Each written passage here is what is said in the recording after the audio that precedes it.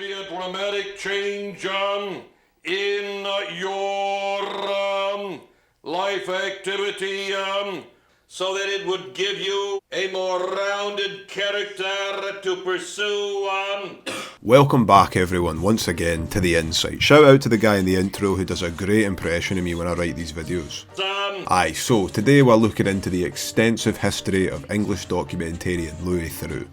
I wanted to make a video exclusively covering Into the Manosphere, his latest Netflix documentary, but I couldn't talk about it for more than 1 second without comparing the whole film to all of his earlier documentaries. I'm kinda one of those I miss the old Louis people you might have seen swinging about online since the release of Manosphere. Now, I didn't hate Manosphere or anything, but I think it might be the most glaring example of what I've dubbed New Louis. Like many, I watched Into the Manosphere through my fingers or behind a dressing gown sleeve because of just how difficult the confrontation scenes are to watch. Not to say that Louis Theroux hasn't always lent into that aspect of awkwardness and cringe before, as I'm sure many would argue that's been a staple of his brand since the very beginning. But more so in the recent years of Louis Theroux's career, the awkwardness seems to be more directly targeted at the audience and at Louis himself. I think the fundamental difference between what we're going to call Old Louis and New Louis is that in New Louis documentaries like Manosphere, it's usually the subjects themselves that make both Louis and the audience feel uncomfortable. Where in Old Louis, I find it's Louis himself making the subjects feel awkward and uncomfortable for our amusement.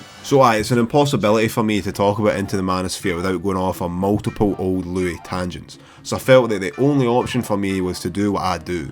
Go through and pick out the best bits from his entire career and make him the subject of our very third Where to Start video.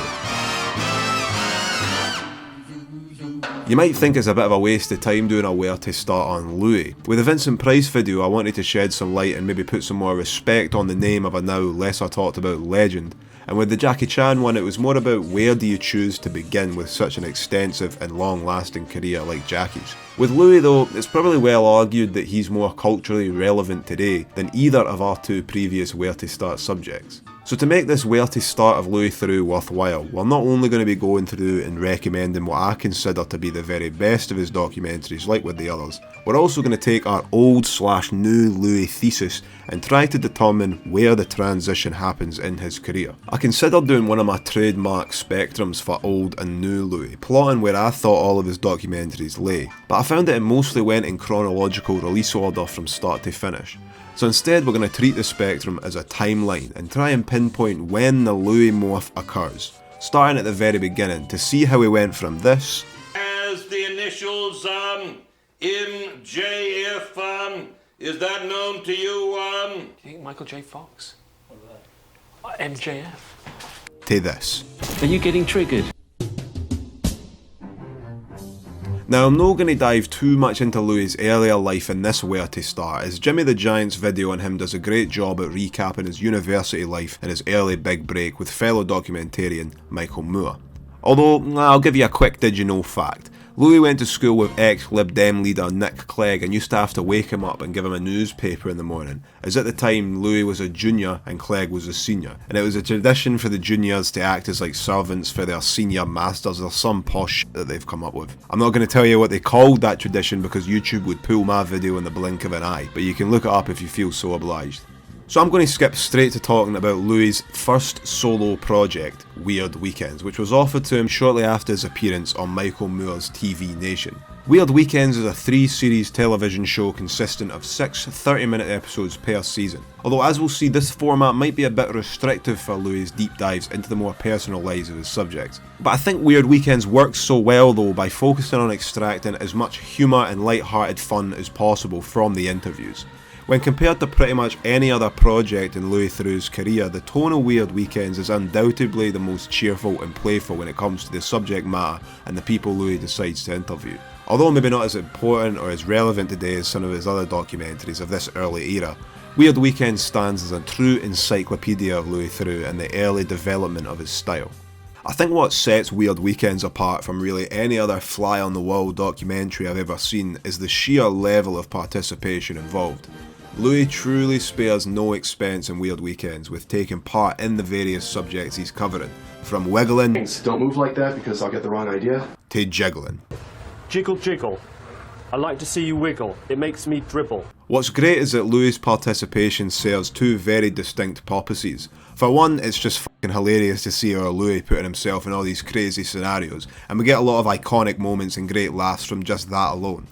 But secondly, it also serves as a way to sincerely connect with the interviewees in the various episodes. The fact Louis is so willing to abandon his pride and his dignity in order to actually participate in the lives of these people leads to whole new avenues of interviewing. I think this is most apparent in the episode about the porn industry. The fact that Louis is so ready and willing to try out being a performer leads to a new way Louis can frame his questions. Instead of asking your typical journalistic interview questions like, how did you get into this industry, or how do you perform day after day in this industry, he could instead frame the question like, how can I make it in this business? Or, I need to know how I can keep wood for 15 minutes under hot lights, can you help with that? These questions on the surface demand less introspection or personal confessions, and instead the interviewee just seeks to give advice or help on the subject, which actually in the end reveals more about them, rather than reminiscing in deep introspection like a typical interview would go for. Examples like when he's talking to John Doe, or how accepting and keen JJ is to help and take Louis along. Hands down, my favourite example of this has to be in the very first episode, Televangelists. And it has to be one of my all-time favourite Louis Theroux moments, so I had to give it a shout out. It's when Louis plays George Michael's Faith in front of the devout choir group.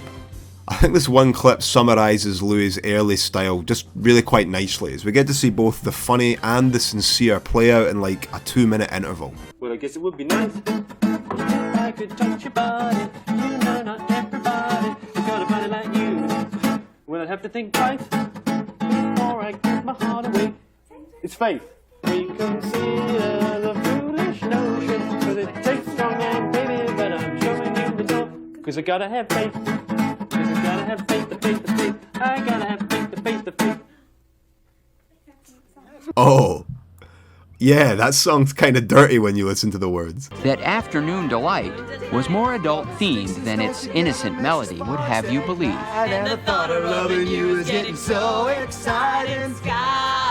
What I find particularly great about this little scene is although Louis is undoubtedly pushing boundaries and trying to test these people, there's just a great atmosphere in the room and a great relationship building between Louis and these people because of his eagerness to participate. And because of that, everyone in turn is themselves eager to match that level of participation, which actually ends in a lovely moment of everybody singing along and having fun. This moment and Weird Weekends as a whole, quite honestly, I think has a great message of, yeah, you're weird and barely comprehensible, but we're all in this together and we're going to find some common ground nonetheless. Segue into saying we should find common ground by you liking this video, subscribing to this channel, just so we can break bread a bit more often. Do consider it. Now I'm going to jump the gun a little bit here because we're going to get to talking about Manosphere right at the end, but I'm going to compare it quickly to Weird Weekends here. It would be easy to say, well Jake, being a raging misogynistic homophobe is a bit worse than being a devout Bible basher. Why should we find common ground with the former? And that takes us nicely to talking about the one main criticism that you're going to hear all the time about Louis Theroux. Why do you platform and give voices to people with such toxic and inflammatory views? Now this question is something we're going to be asking ourselves and we're going to try and answer throughout the course of the whole video.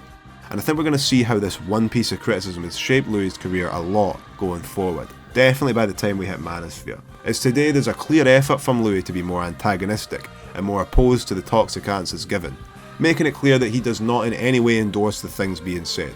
Personally though, that fact was always clear to me, even from the earliest of Louis' work, and I actually think the older, Weird Weekend style works better to expose and dismantle a toxic belief system, like we'll discuss further with our next film.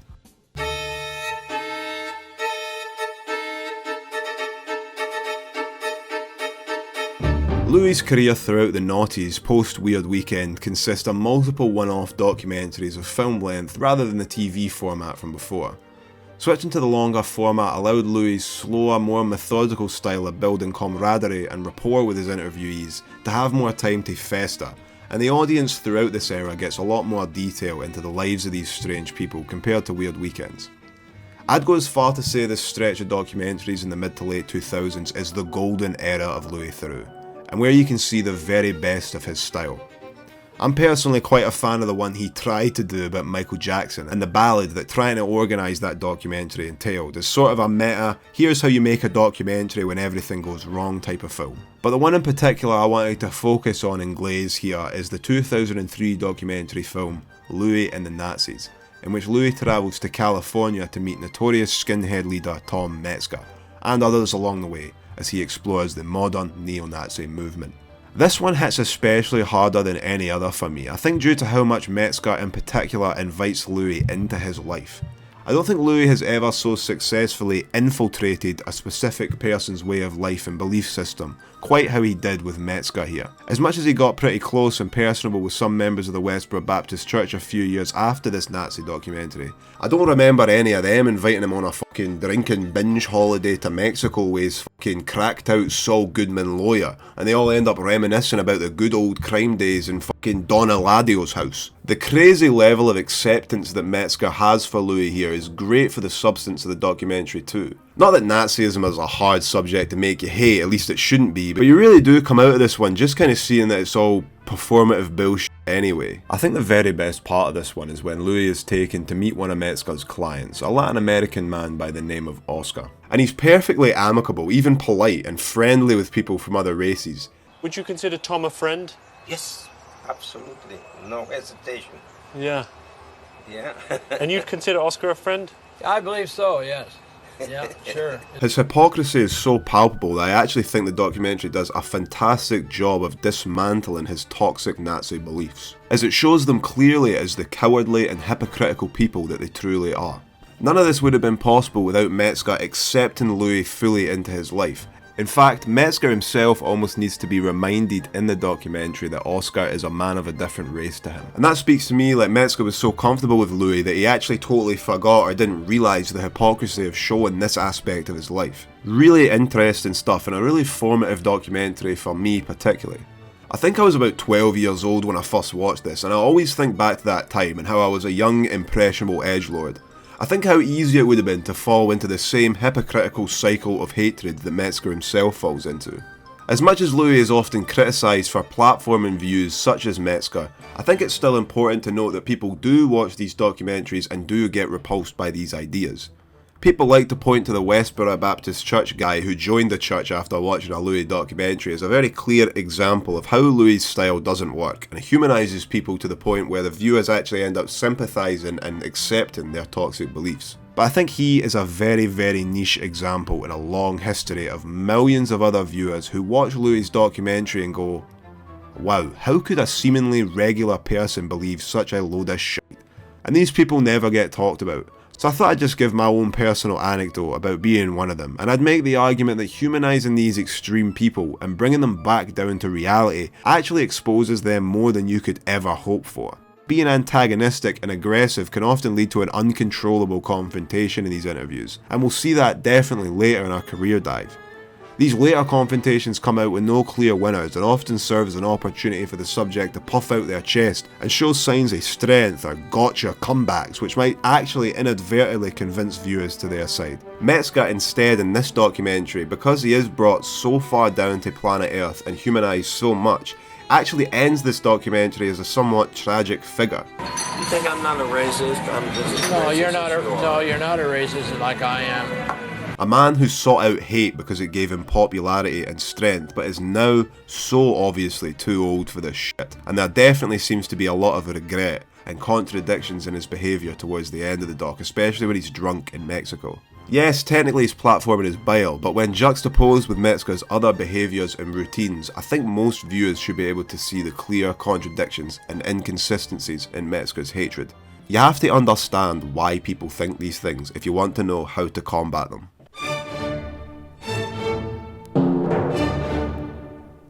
Skipping ahead a few years to 2015 and we hit My Scientology Movie. And if we're going to go back to our semi-spectrum but not really graphic from the start, My Scientology Movie would be our honorary centrist this episode. There's always one. This one has both silly and cheeky Louis antics as well as the more serious journalistic investigation that would define Louis in the years following Scientology Movie. I like this one in the sense that it's a lot like the Michael Jackson one we touched on before, where Louis has to kinda scrap together a documentary while being repeatedly denied access to interviews. But you can definitely see a more confrontational, less patient Louis in the approach to how he interviews Marty Rathburn and some other people we meet during the runtime. Him filming me, so tell him to stop. Well, you're filming us. Tell him to Well, stop. what, you tell him to stop? Tell him to stop. You tell him to stop and I'll tell him to stop. Right, is actually to speak to someone from the Right. Sea Org. Oh, So, right. so you're actually Right. you're Louis, doing me quite a big yeah. favour You're by like, being here. yeah, you're so honest.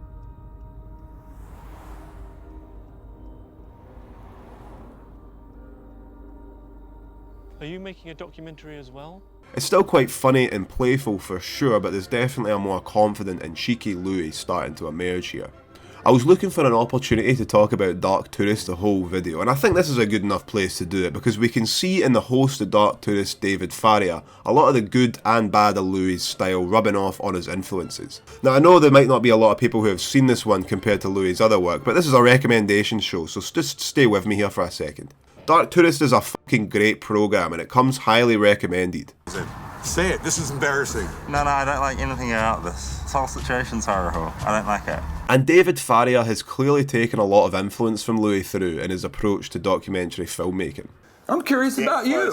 I'm curious about why you want to be like Louis, the guy that's the famous guy who runs around and does great documentaries. Funny, it's very funny. I get the Louis thing a lot. But I will say, Farrier seems to have a lot less patience than even Louis does today. And there are certain episodes of the show where I think he really pushes it and it becomes too cheeky and it's not at all likeable or relatable to the people he's trying to infiltrate. I bring this up mainly because it's worth seeing how, when done too aggressively and too confrontationally, you end up alienating the people you're trying to interview. My example from Dark Tourist would be the war reenactment episode. It has this problem where he kinda gets the answer he's looking for in the first 15 minutes of the episode. Is it normal to have the Germans cooking for the Americans in this scenario? They're not Germans, we're not Americans, we're all people.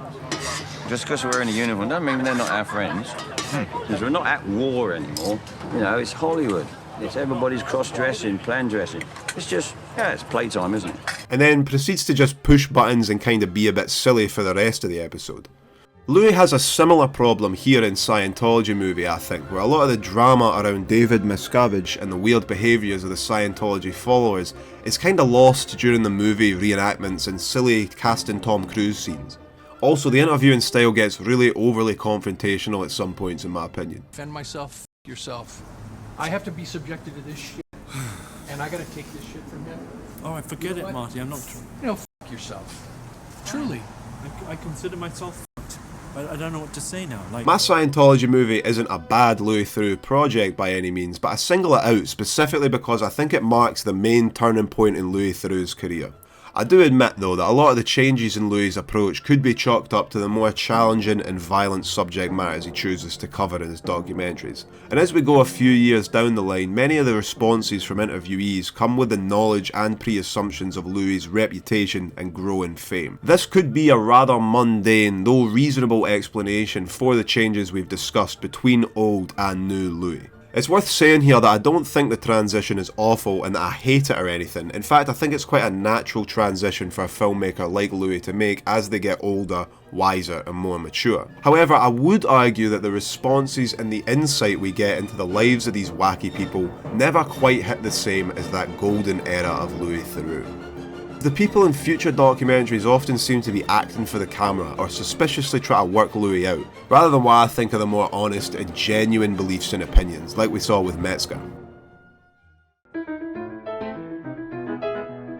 The years between 2018 and 2025 were where we really see the big old versus new shift taking place in Louis from my perspective. These years tackle some of the most difficult and uncomfortable topics that Louis would ever cover. One of the hardest to watch in this era for sure is the documentary about assisted dying, where Louis travels around America interviewing people who have made the conscious decision to end their own lives. Yeah, you know, this era is pretty tough to talk about on a haha let's talk about movies and TV funny YouTube show, as I don't think I'm going to be able to extract much comedy or meaningful insight from documentaries like Assisted Dying or his dementia one. Similarly, I'm no political major, and it's during this era we can clearly see Louis pivot to directly tackling controversial political issues of the day, like the documentaries about transgender children, Israel and Palestine, and the one about the Nick Fuentes sphere.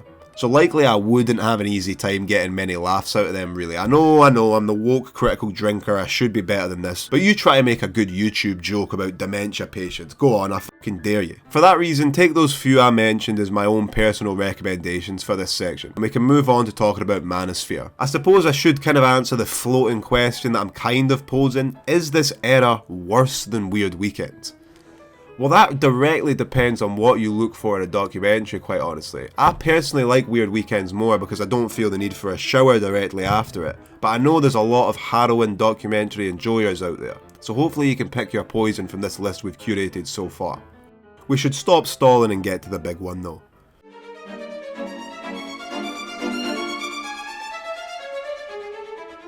And now we reach the modern day, the culmination of New Louis with Into the Manosphere. Now there's been a lot of chat around this one, and for good reason. It's tackling a subject which I think for years has confused many pearl-clutching Brits, and that's this new alpha male Andrew Tate pish that Louis is going to try to shed some light on here.